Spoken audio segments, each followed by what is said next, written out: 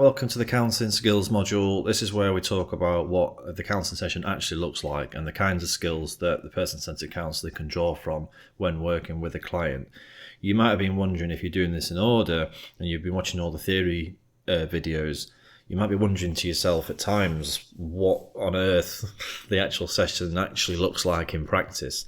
Because I guess I was talking in quite an abstract kind of way a lot of the time during the theory module, which is right, which is what theory is about really.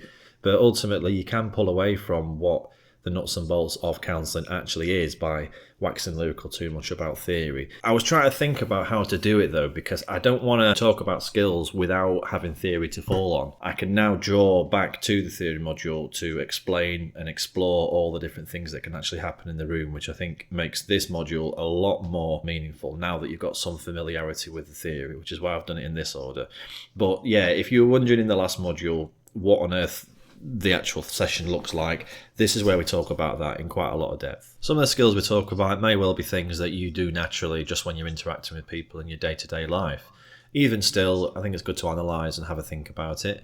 There may be some skills in here though that are really quite new to you and really quite peculiar to the therapy room. Either way, I think when training to be a therapist, it's really important to make full use of skills practice that you have at college or at university as part of your course. Ideally, in my opinion, when you're with real clients in the real world, I think the focus really should be offering them the core conditions. The focus, like your attention as a therapist with a client, I don't think should be on, oh, I need to summarise now. Oh, I need to do non-verbals. There's a TED talk, which I'll link to, where a woman talks about listening and the importance of listening.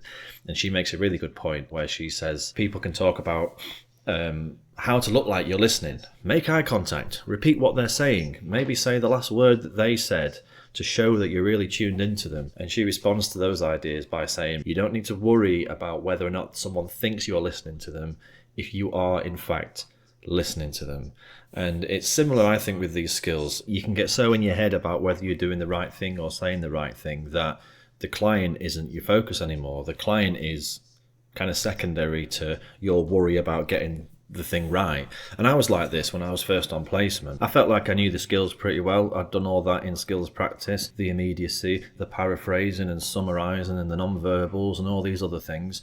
And I realised when I was on placement that there was a bit of a tendency, it wasn't too much of a tendency, but I noticed it over a few months, of some clients coming for a week or two and then not coming back. Now, since then, I've realised that can just be part and parcel of being a therapist. It can just happen sometimes, but that entered me into a bit of a crisis, thinking about what is it I'm doing that could possibly be contributing towards this happening. And it did happen a lot more back then than it does now. And I started kind of thinking, like, I'm not doing anything wrong. Like, I'm doing it right. I'm summarising at the right times. I'm doing non-verbals. I'm paraphrasing. I'm expressing empathy.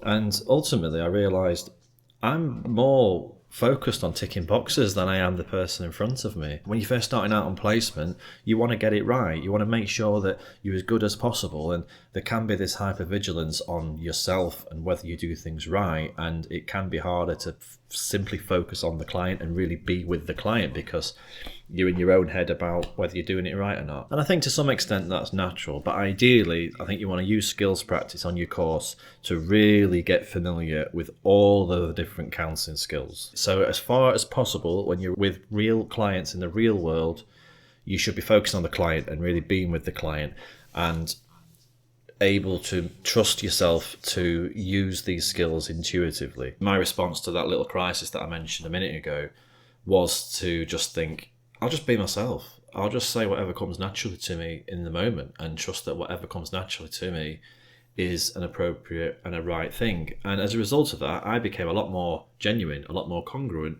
with the clients. And I feel that's when it really took off, and I really started feeling natural in the therapy room. Being a person-centered therapist isn't about doing all the right skills at the right time. There is no right time to do a skill, not in the abstract anyway. There's no magic formula that will tell you when to do this skill and when to do that skill and how to be a particular way with a particular client and so on. It's intuitive a lot of the time. The skills are ways in which we can communicate our experience with them and offer them a space where they experience the core conditions. The skills are really a means to an end.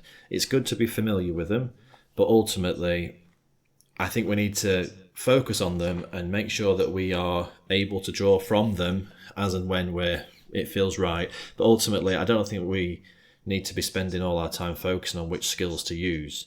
I think that's a natural thing to happen at the beginning, but I think experienced therapists are focusing on the client. A good analogy for me is learning to drive a car, which I am actually doing at the moment, long overdue. But at the moment, I can't just focus on a destination and drive there.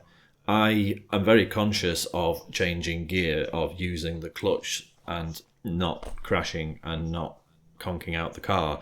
Eventually, when I've got enough experience, I can probably just focus on the destination, and all of these skills will come together as a means to reaching that end.